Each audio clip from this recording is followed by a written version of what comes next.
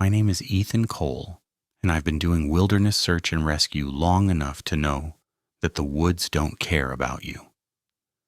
They don't hate you, they don't love you, and they sure as hell don't owe you an explanation. People get lost for stupid reasons all the time, and they wander off the trail to take a selfie and forget which way they came from.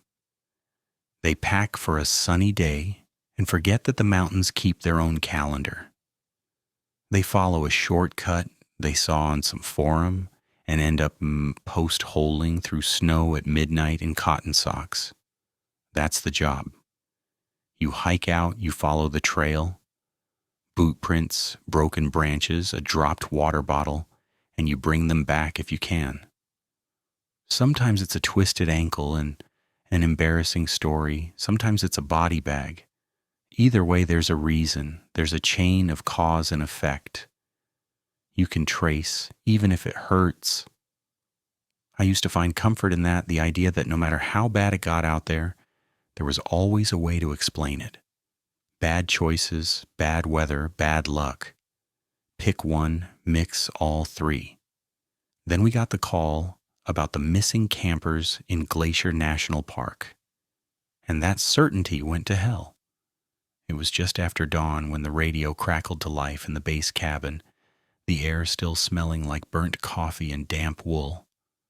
I was halfway through lacing my boots when Captain Harris leaned in the doorway and said, "Cole, you're going to want to hear this one." The dispatcher's voice came through clipped. All business. 4 campers overdue on their check-in, last known location, remote backcountry site off an unmaintained spur trail, north side of Glacier, park ranger on scene reports. Unusual circumstances at camp. Possible foul play, possible animal activity. SAR team requested for immediate response. Unusual how? Harris asked. There was a pause, a soft hiss of static.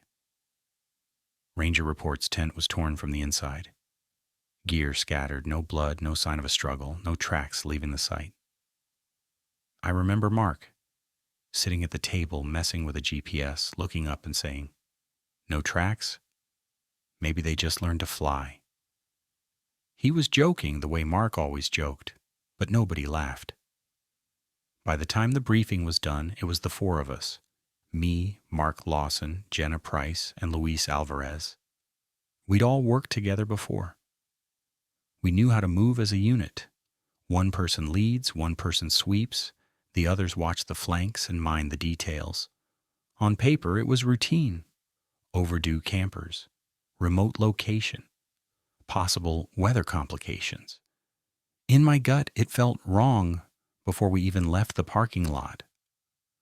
The drive out to the trailhead was an hour and a half of Forest Service roads and switchbacks, the kind that make the world outside the windshield feel like it's only trees and sky and the occasional deer watching from the ditch.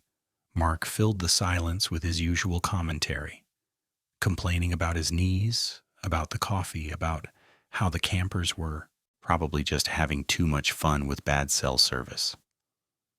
Jenna rode shotgun, scrolling through the case file on a tablet. Names are Adam Miller, 23, Chloe Nguyen, 22, Ben Foster, 24, and Mia Carter, 22. She read aloud. Last online activity was 3 days ago. They pulled a backcountry permit for 3 nights, didn't check out. Ranger went to their campsite this morning and found it empty. Any history? Luis asked from the back. He always went straight to the practical stuff. Mental health flags, prior incidents, criminal records. Nothing flagged, Jenna said. Just a bunch of college kids on a camping trip. Harris's voice came over the radio from base. Weather's clear for now, but there's a front moving in late afternoon. Keep an eye on your timing, no heroics. Yes, sir, I said and meant it. We don't get paid enough for heroics. When we pulled into the trailhead lot, the ranger's truck was already there, dust settling around it in the cool morning air. Ranger Kelly, tall, tired, with a sunburnt nose and eyes that had seen too many stupid decisions, met us by the tailgate. "I'm glad you guys are here," she said. "This one's weird." "Define weird," Mark said, slinging his pack over his shoulders. "You'll see," Kelly replied, "and I don't say that lightly." The hike in was about 5 miles, mostly uphill, the kind of steady climb that warms your legs and lungs without quite crossing into misery. The forest was beautiful, in that indifferent way it has. Shafts of light cutting through the trees, birds calling, the distant rush of water from a creek we couldn't see. Under different circumstances, it would have been a good day to be out. We didn't talk much.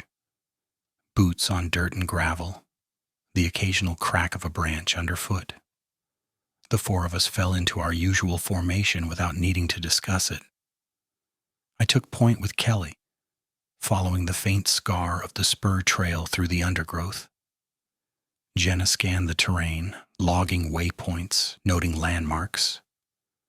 Mark and Luis watched our rear and flanks, checking for signs of recent passage.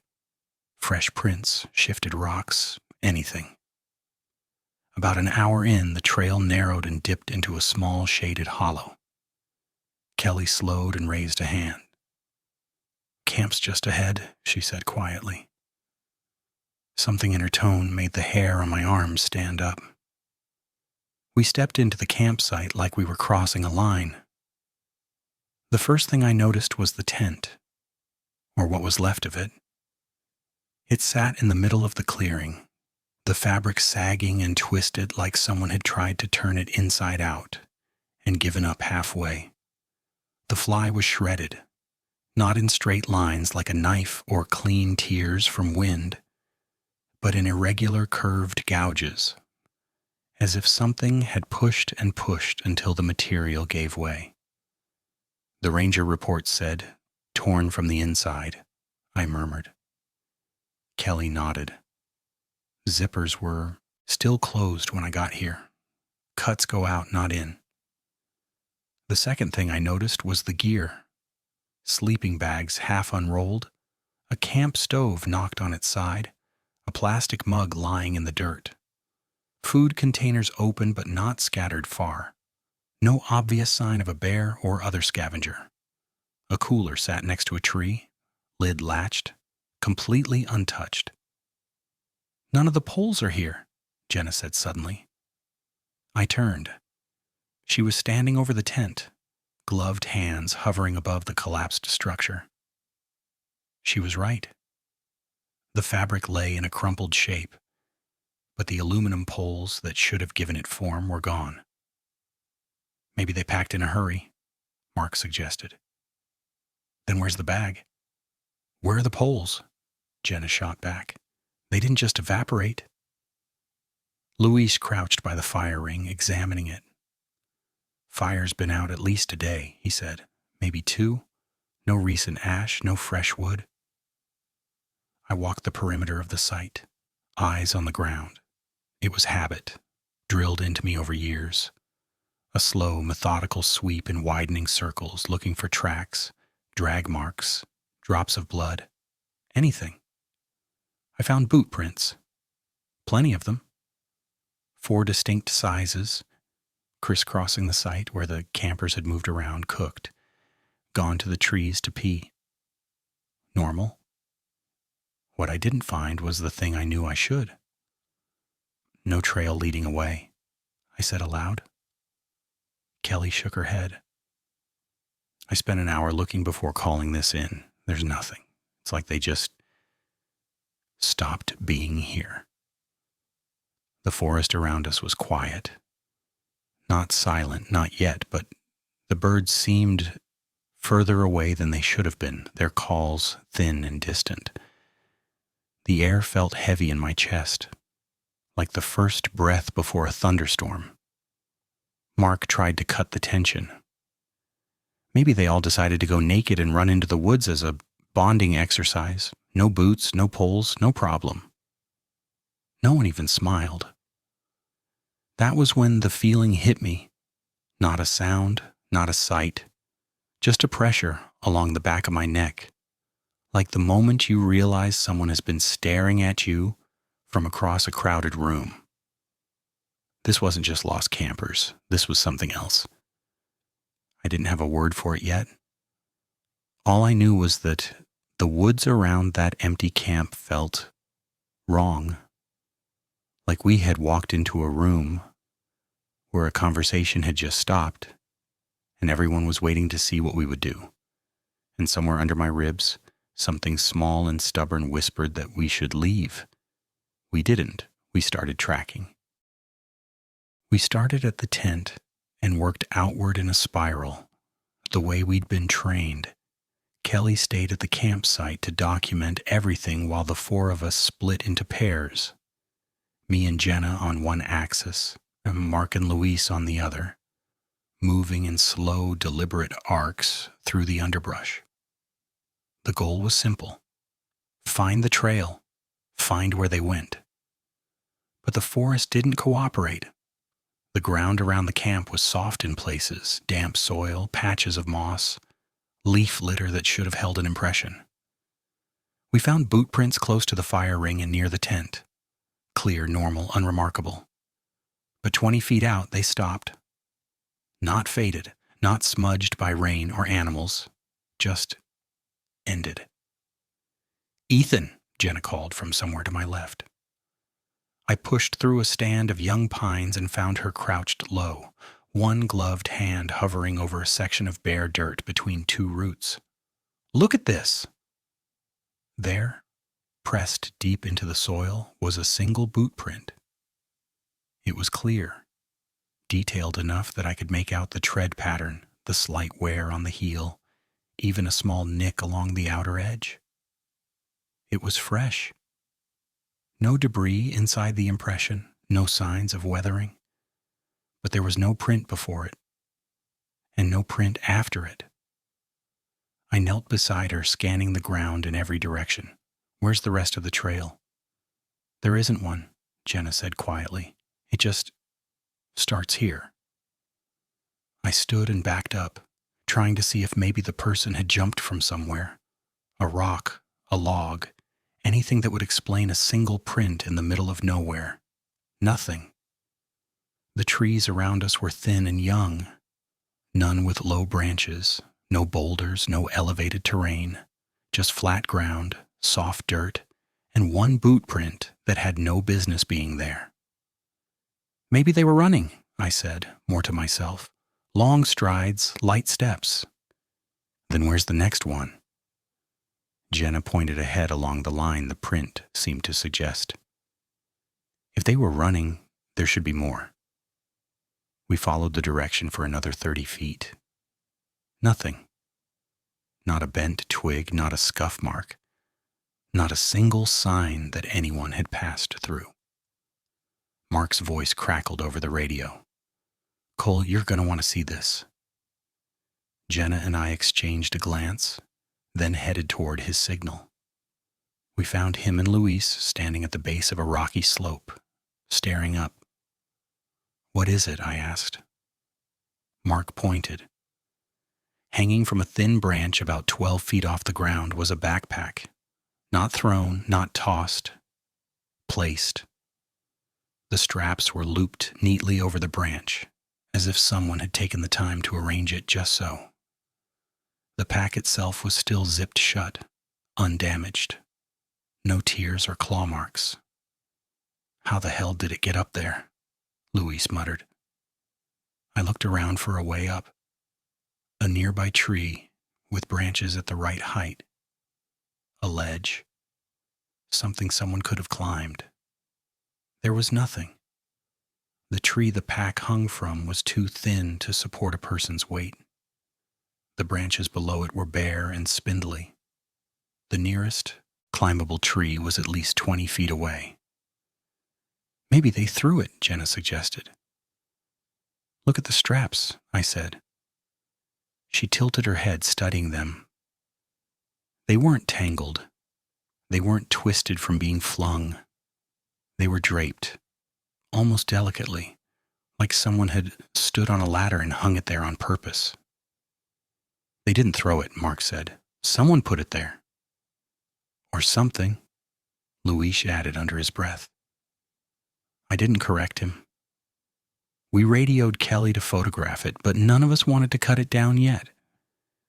It felt wrong somehow, like disturbing it would make things worse.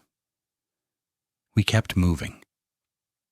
About a quarter mile from camp, Jenna spotted a set of tracks leading through a narrow corridor between two thick stands of brush. At first glance, they looked normal.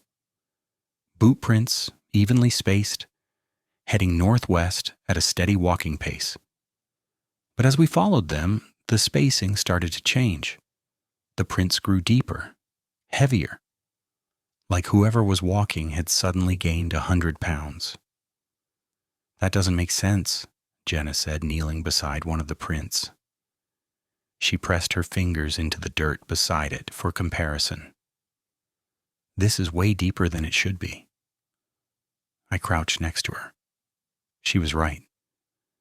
The print was sunk at least 2 inches into packed earth that should have barely held a half-inch impression. It was as if the person walking had been carrying an enormous load, or had been pushed down by something. We followed the trail for another 50 yards, and then it ended. Not at a rock face, not at a river, not at a thicket too dense to pass through. It ended at nothing. The last print sat in the middle of a patch of open ground, clear as day. Beyond it, the forest floor was undisturbed. Soft moss, dry leaves, not a single mark. Where did they go? Mark asked, his voice tight. I walked a full circle around the print, checking every angle, every possible direction. There was no trail, no scuff marks, no disturbance of any kind. It was like whoever had been walking just lifted off the ground mid-stride and vanished into the air. Luis radioed Kelly again, his voice steady but strained. We've got another anomaly, tracks that start from nowhere and end at nothing. Over. Kelly's reply was crackling, distant. Copy, continue search pattern, mark waypoints, over. By late afternoon, we'd covered nearly 3 miles in a loose grid around the campsite. We had documented over a dozen anomalies, objects out of place, tracks that defied physics, gaps in logic we couldn't explain. But we hadn't found the campers. We reconvened at the original site as the light started to fade. Mark sat on a fallen log, staring at his GPS like it had personally betrayed him. We're not lost, he said, almost to himself. I know exactly where we are. Then why does it feel like we're going in circles? Jenna asked. Because we are, Luis said flatly. He pulled out his own GPS and compared it to Mark's. Look, 3 separate waypoints we marked. Same coordinates. We've been here before. That's not possible, I said, looking over his shoulder, but the numbers didn't lie. We'd marked that spot, an unremarkable patch of forest floor near a rotting stump, 3 different times over the course of 4 hours, convinced each time that we were somewhere new. Something in my chest tightened. We weren't just tracking missing people anymore. We were inside something. And whatever it was, it didn't want us to leave. We should have left right then. That's what protocol would have said. Mark waypoints, document anomalies, pull back when conditions deteriorate, radio for additional resources, regroup and return with a larger team. But the sun was already sinking behind the ridge, and hiking out in the dark with failing equipment felt worse than staying put. We made the call to set up a temporary camp 100 yards downslope from the original site, close enough to keep an eye on it, but far enough to feel like we weren't sleeping in someone else's disaster. We worked quickly and quietly, setting up 2 tents, hanging a bear bag, prepping a small camp stove for coffee and soup. No one talked much. The usual banter was gone, replaced by clipped sentences and the sound of zippers and stakes being driven into hard ground. The forest around us had changed. I couldn't point to a single thing that was different, but the feeling was unmistakable. The air felt thicker, like it was pressing in from all sides. The temperature had dropped faster than it should have, even for mountain elevation. My breath misted in front of me, but the sky was still clear. No sign of the weather front Harris had warned us about, and the sounds were wrong. Not absent, just wrong. The birds had stopped calling hours ago, but I'd written it off as evening settling in. Now in the dusk, I realized I couldn't hear anything at all. No insects, no rustle of small animals in the brush, no distant crack of branches from deer moving through the undergrowth. Just silence, the kind that makes you aware of your own heartbeat. Anyone else notice how quiet it is? Jenna asked, her voice low. Mark didn't look up from the stove. Yeah, I noticed. Luis was sitting on a log near the edge of camp, scanning the tree line with his headlamp.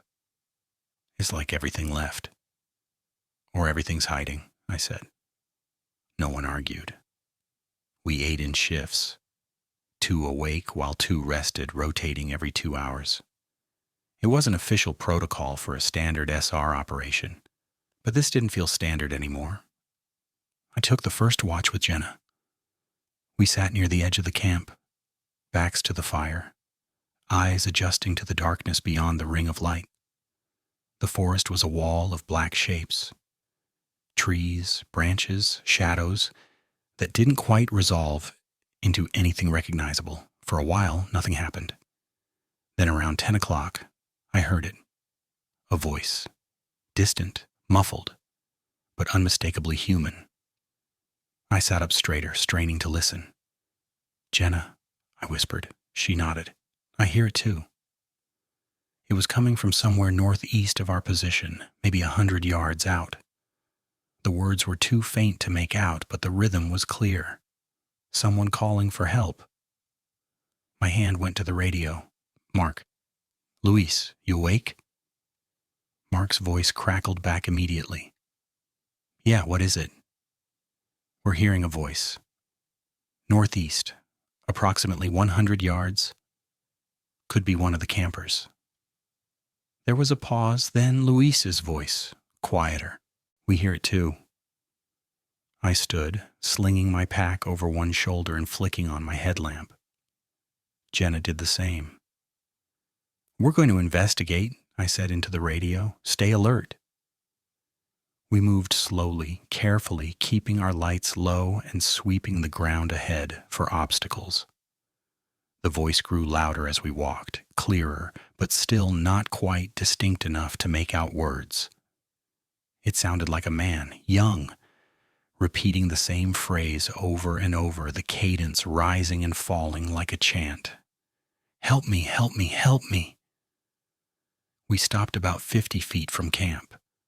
The voice was directly ahead, maybe 20 yards out, but I couldn't see anything. Just trees, just darkness. Hello? I called. This is search and rescue. Can you hear me? The voice stopped. Silence. Then, after a long pause, it started again. Help me, help me, help me. Same rhythm, same tone, same exact inflection, like a recording. Jenna grabbed my arm. Ethan, that's not right. I knew she was right, but I didn't want to admit it yet. I took another step forward, raising my voice. If you can hear me, stay where you are. We're coming to you. The voice stopped again. And then I heard it behind us. Help me, help me, help me. I spun around, light cutting through the dark. Nothing. Just trees. Jenna's breathing quickened beside me. It moved. No, I said, trying to keep my voice steady. There's more than one. But I didn't believe that either. The voice started again, this time to our left, then to our right, then ahead again. Always the same words, always the same tone, always just out of sight. "We're leaving," I said, backing toward camp. Jenna didn't argue. We moved quickly, not quite running but close, lights sweeping the path ahead. The voices followed us, circling, overlapping, multiplying, until it sounded like a dozen people were calling from every direction. "Help me, help me, help me." We stumbled back into camp, breathing hard. Mark and Luis were already up, packs on, lights aimed outward. "You heard it?" I asked.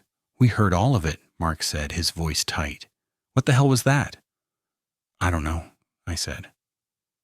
The voices stopped. All at once, like someone had flipped a switch. The silence that followed was worse.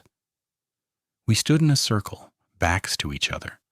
Lights cutting through the darkness, waiting for something to move. Nothing did. For 10 minutes we didn't speak, didn't move, just listened.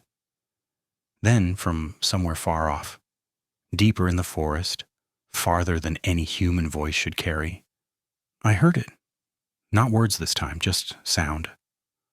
A low, resonant hum, rising and falling in pitch, like a note played on an instrument I'd never heard before. It vibrated in my chest, in my teeth, in the bones of my skull. It wasn't natural, and it wasn't alone. Other sounds joined it, clicks, scrapes, something like breathing, but too rhythmic, too deliberate. "Pack it up," I said, louder than I meant to. "We're pulling out now." No one questioned me. We tore down the tents in under 5 minutes, stuffed gear into packs without bothering to organize, and started moving. The voices didn't come back. But the whole way down the trail, I felt it. That pressure on the back of my neck.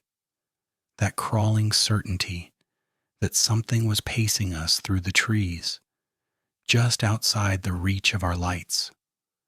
Watching, waiting, not chasing us, just making sure we left. We didn't make it back to the trailhead that night. The path we'd followed up was clear in my memory. Switchbacks, landmarks, the occasional cairn marking the way. But in the dark, with failing lights and adrenaline still hammering through our veins, nothing looked the same. 20 minutes down the trail, Luis stopped. "This isn't right," he said, sweeping his headlamp across the trees. "What do you mean?" I asked, though I already felt it too. "We should have hit the creek crossing by now," he said. "We marked it on the way up. Big log bridge, moss on the north side." I checked my GPS. The screen flickered, showed our position for half a second, then went dark. "Dead," I muttered, shaking it. Mark pulled out his own device. Same result. Jenna's radio crackled with static when she tried to reach Kelly, but no voice came through. Just white noise and something underneath it that sounded almost like whispers. We were cut off. "We keep moving," I said, trying to sound more confident than I felt. "We follow the trail. It has to lead somewhere." But it didn't. The path twisted back on itself, looped around trees we'd already passed, led us to dead ends that shouldn't exist. Every time I thought I recognized a landmark, it shifted. A boulder that seemed familiar but was the wrong shape. A fallen tree that should have been on our left but was now on our right. The forest was rearranging itself around us. After an hour of walking in circles, we stopped in a small clearing and regrouped. "This is wrong," Jenna said, her voice tight. "We're not lost. The trail is just gone. Or never there to begin with," Mark added quietly. Luis was scanning the tree line again. his light lingering on one spot longer than the others. "What is it?" I asked. He didn't answer right away. Then, slowly, he pointed. "Look at the trees." I followed his light. At first I didn't see it, just trunks and branches, shadows and bark. But then the pattern emerged. Carved into the trees at roughly chest height were symbols. Not blazes, not trail markers. Symbols. They were deep, deliberate, cut with something sharp but not clean. Jagged edges, uneven depth, as if whoever made them had clawed them into the wood. They didn't match any language I knew. Some were geometric, angular lines intersecting at odd angles. Others looked almost organic, like branching veins or roots spreading outward. And they were everywhere. Once I saw the first one, I couldn't stop seeing them. Tree after tree, all around the clearing, each one marked with the same incomprehensible script. "What the hell is this?" Mark whispered. "I don't know," I said, "but we need to move."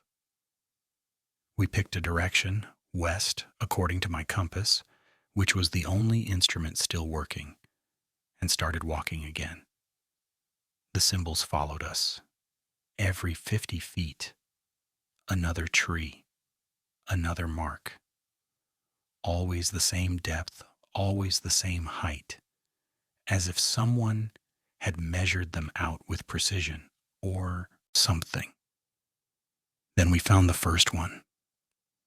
At first I thought it was a person standing between two trees, just at the edge of our light. Tall, thin, motionless. "Hello?" I called out, my voice sounding small in the silence. No response. We moved closer, lights converging on the figure. It wasn't a person, it was a tree. But it had been shaped. The branches had been bent and twisted into the rough outline of a human form. Two long limbs stretched out like arms, a cluster of smaller branches woven together at the top to suggest a head. The bark had been stripped in places, revealing pale wood underneath that almost looked like skin in the dim light. And it was facing us. "Jesus Christ," Mark breathed. There was something hung around its neck, a loop of rope, and dangling from it, a small object wrapped in cloth. Jenna reached out, then stopped. "Should we—" "Don't touch it," I said quickly. But Luis was already moving forward. He pulled a glove from his pack, used it to carefully lift the object. It was a pendant. Old, tarnished metal, stamped with a design that might have been a compass rose or a star. He turned it over. On the back, engraved in small letters, A.M. Adam Miller, one of the missing campers. "They were here," Jenna said quietly, "or something brought this here. Or something took it from them," Mark added. I looked around the clearing again.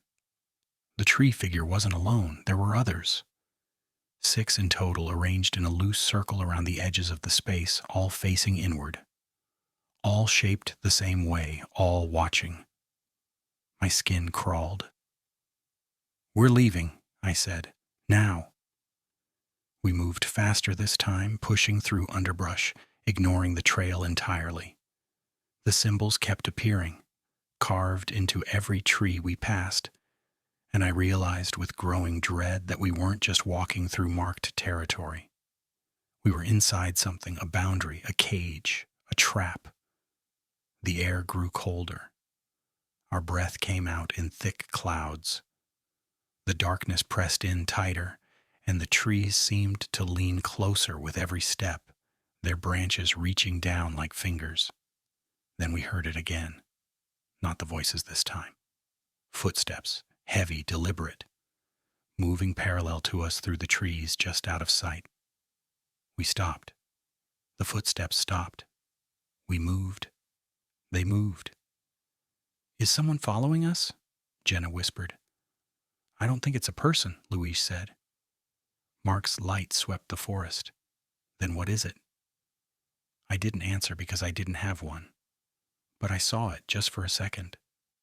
A shape between the trees, tall and wrong, with limbs too long and a posture that didn't belong to anything human. It was there and then it wasn't, slipping back into the shadows before I could focus on it. "Run," I said. We ran. Branches tore at our clothes. Roots tried to trip us. The footsteps behind us grew faster, louder, multiplying until it sounded like a dozen things were chasing us through the dark. We didn't look back. We crashed through the undergrowth, lights bouncing wildly, lungs burning, until finally, the trees opened up and we stumbled onto flat ground. The trailhead parking lot. Kelly's truck was still there, headlights on, engine running. She was standing beside it, radio in hand, and when she saw us, she ran forward. "Where the hell have you been?" she shouted. "I've been trying to reach you for hours." We didn't answer right away. We just stood there, doubled over, gasping for air, checking over our shoulders to make sure nothing had followed us out. The tree line behind us was dark and still. Nothing moved, but I could feel it watching, waiting, making sure we understood. We weren't welcome there anymore. And if we came back, we wouldn't leave again. The debriefing happened 3 days later in a conference room at the ranger station that smelled like stale coffee and old paperwork. Captain Harris was there.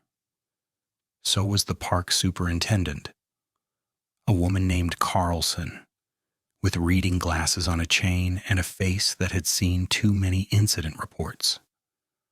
A federal agent from the Interior Department sat in the corner, taking notes but saying nothing. I laid it all out.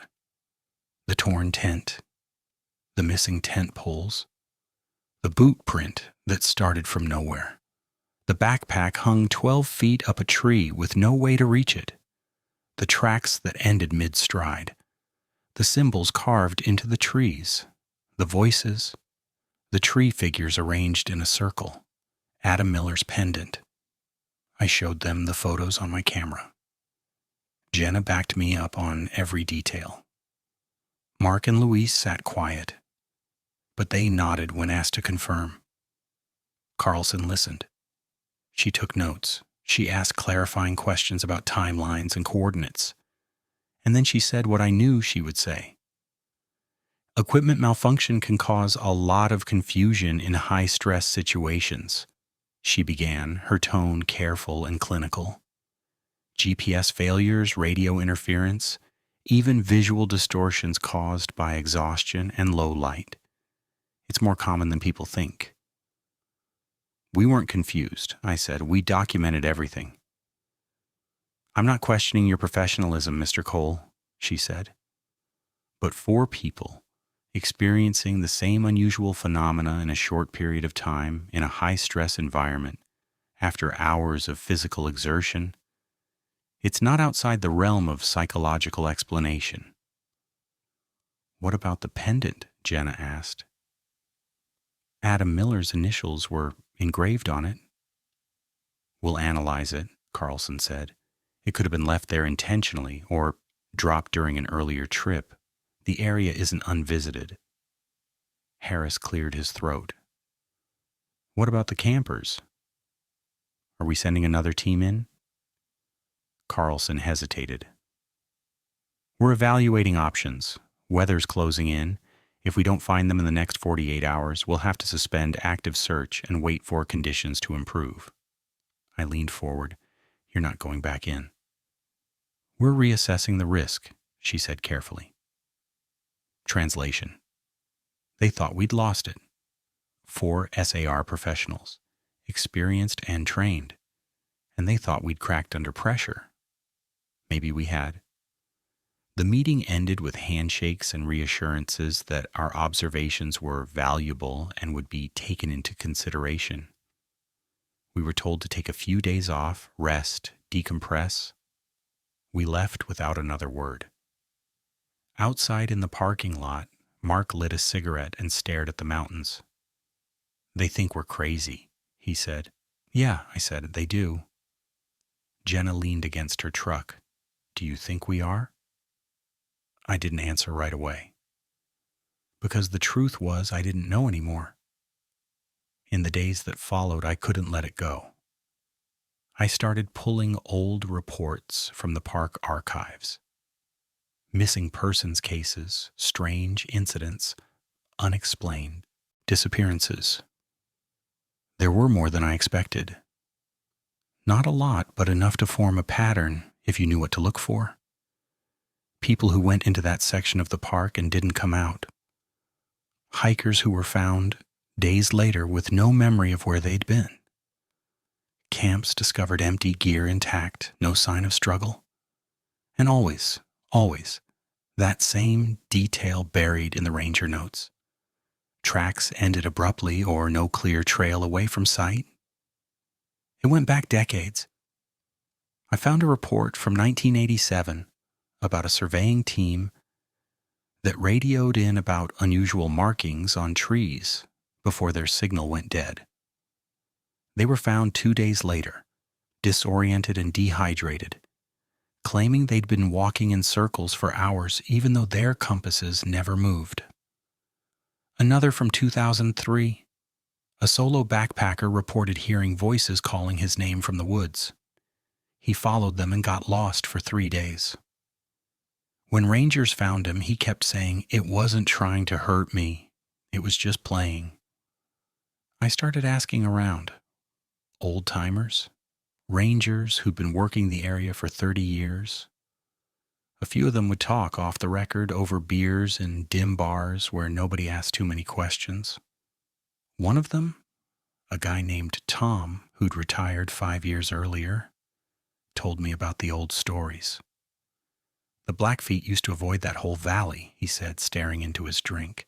Said something lived there that didn't like visitors. Not a spirit exactly, more like a presence. Something old? Something that didn't follow the rules? Did they have a name for it? I asked. He shrugged. Probably, but I'm not going to pretend I understand what it really is.